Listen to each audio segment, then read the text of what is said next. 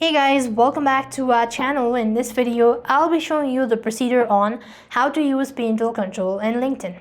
Now you need to understand that LinkedIn does not have a parental control or have its own specific parental control feature. This platform is designed for professional networking and has a minimum age requirement of 16 or older in some reason as well. Now, instead of parental control, you could manage privacy, visibility, and messaging settings to help control your child's experience as well. Here, what you could do is adjusting your privacy settings within a LinkedIn can help you out to manage your preferences or content preferences as well. To do this, open up your LinkedIn application, tap on the profile initials from the left-hand side corner of your screen, go to settings from the list. When you go to the settings section, you want to click on sign in and security, and there you could find this section where you could go ahead and add or